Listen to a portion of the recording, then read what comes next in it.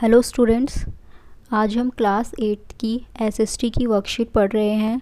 Date है 16 अक्टूबर और जो हमारा ये टॉपिक है ये सामाजिक और राजनीतिक जीवन की जो आपकी बुक है सिविक्स की उसका है भारत का संविधान। संविधान से रिलेटेड ये वर्कशीट आई है कि संविधान क्या है, ये इसका टॉपिक है।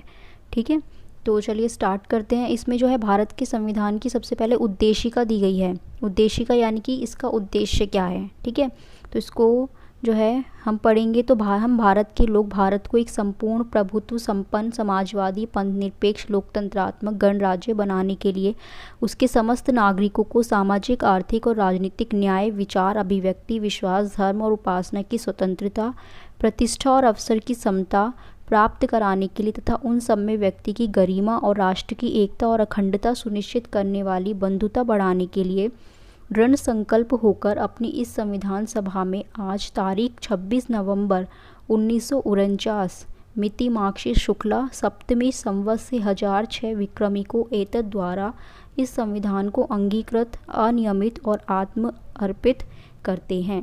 तो ये है हमारी संविधान की उद्देशिका। ठीक है, तो ये जो है आपने कई बुक्स में भी देखी होगी, आपके आगे ही फ्रंट पेज पे आती है। ठीक है, तो ये जो है संविधान क्या होता है, हमें ये जानना है कि संविधान होता क्या है। तो विद्यालय को, जैसे कि आपका विद्यालय, उसको सुचारू रूप से चलाने के लिए कुछ नियम कायदे बनाए जाते हैं जिनका आप पालन करते हैं। इसी प्रकार देश को भी कानूनी रूप से और सुचारू ढंग से चलाने के लिए नियम और कानूनों की आवश्यकता पड़ती है। अगर विद्यालय में प्रिंसिपल ना हो, वहाँ पे रूल ना हो, नियम ना बनाए जाएँ, तो क्या स्कूल में सभी बच्चे जो है डिसिप्लिन में रहेंगे, स्कूल ठीक से चलेगा? नहीं। तो इसी तरह से हमारा जो पूरा देश है वो ठीक तरीके से चले, यहाँ पर कानूनी लोग जो है कानूनों को माने, तो इसके लिए जो है कुछ नियम बनाए गए हैं, कुछ रूल्स बनाए गए हैं, कुछ कानून बनाए गए हैं।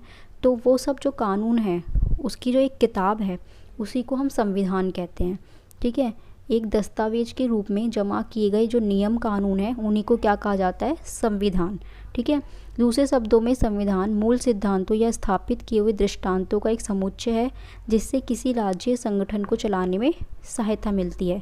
क्योंकि अगर नियम कानून नहीं होंगे तो लोग जो है अपनी मनमानी करेंगे और देश सही ढंग से नहीं चलेगा।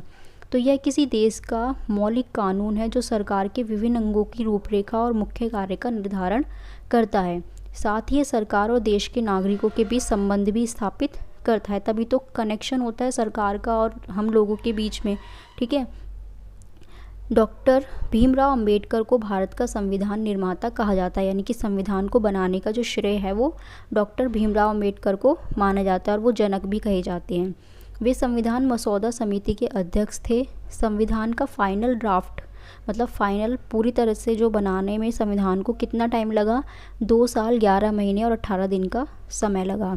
भारत का संविधान विश्व का सबसे लंबा लिखित संविधान है, यानी कि लिखा हुआ सबसे लंबा संविधान कहाँ का है? भारत का। 26 नवंबर 1949 को भारत के संविधान को अपनाया गया था, यानी कि संविधान जो है बन के तैयार हो गया था 26 नवंबर 1949 को। और उसको लागू कब किया गया, यानी कि देश में चलाया कब गया? 26 जनवरी 1950 से उसको लागू कर दिया गया। ठीक है, तो ये सब आपने संविधान के बारे में पढ़ा कि संविधान कब बनकर तैयार हुआ, कितना टाइम लगा और इसके जनक कौन है। इसके अलावा संविधान की उद्देशिका क्या होती है, ये सब आपने जाना। अब देखते हैं इसकी क्वेश्चन आंसर। सबसे पहले इसमें फिलअप्स दिए हुए हैं, रिक्त स्थान की पूर्ति कीजिए। पहला है कि भारतीय संविधान डैश को लागू किया गया। यहाँ पर लिखा है ना, कब लागू किया गया? 26 जनवरी 1950। तो आप यहाँ पर लिखेंगे 26 जनवरी 1950। दूसरा है भारतीय संविधान को अपनाया गया। अपनाया कब गया था? 26 नवंबर 1949 को। ये सेकंड में लिखेंगे यहाँ पर, कब अपनाया गया? 26 नवंबर 1949। डैश को संविधान का जनक माना जाता है। अभी मैंने बताया था कि उन्हें जनक भी माना जाता है। जो निर्माता हैं कौन है वो? डॉक्टर भीमराव अंबेडकर। तो थर्ड फिलअप्स में आप लिखेंगे डॉक्टर भीमराव अंबेडकर। फोर्थ है भारतीय संविधान को बनने में डैश का समय लगा। कितना समय लगा? 2 साल 11 महीने और 18 दिन। ठीक है, कितना टाइम लगा? 2 साल 11 महीने और 18 दिन। ये आप यहाँ पे फोर्थ में लिखेंगे। उसके बाद इसमें 2 क्वेश्चन और दिए हैं कि संविधान किसे कहते हैं। अब संविधान क्या है? ऊपर किताब बताया था मैंने कि जो नियमों की किताब होती है, मैं अपनी लैंग्वेज में बता रही हूँ कि जो नियमों की एक किताब बनाई गई है उसे ही जो है संविधान कहा जाता है, यानी कि एक दस्तावेज जो लिखित रूप में लिखा गया है।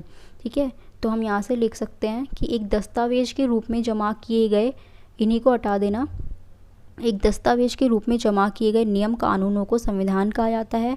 दूसरे शब्दों में ये भी लिख सकते हो आप, संविधान मूल सिद्धांतों या स्थापित किए हुए दृष्टांतों का एक समुच्चय है जिससे किसी राज्य संगठन को चलाने में सहायता मिलती है। ठीक है, उसके अलावा क्वेश्चन नंबर 2 है, हमें संविधान की आवश्यकता क्यों है। अब क्यों पड़ती है भाई संविधान की आवश्यकता, क्योंकि देश को सुचारू रूप से चलाने के लिए हमें संविधान की आवश्यकता पड़ती। तो आंसर नंबर 3 के लिए आप जो है यहाँ से लिख सकते हैं कि किसी भी देश को कानूनी रूप से और सुचारू ढंग से चलाने के लिए नियम और कानूनों की आवश्यकता पड़ती है। फिर यहाँ तक लिखने के बाद आप ये लाइन ऐड कर सकते हैं इसमें कि जो कि हमारे संविधान में दिया गया है, इसीलिए हमें संविधान की आवश्यकता पड़ती है। मतलब ये वाली लाइन लिखने के बाद जो है आप लिख लीजिएगा कि किसी भी देश को कानून रूप से सुचारू ढंग से चलाने के लिए नियम और कानूनों की आवश्यकता पड़ती है जो कि हमारे संविधान में दिए गए हैं, इसीलिए हमें संविधान की आवश्यकता पड़ती है। तो इस तरह से आप जो है इस वर्कशीट को कंप्लीट कर लीजिएगा। तो ये थी हमारी आज की वर्कशीट।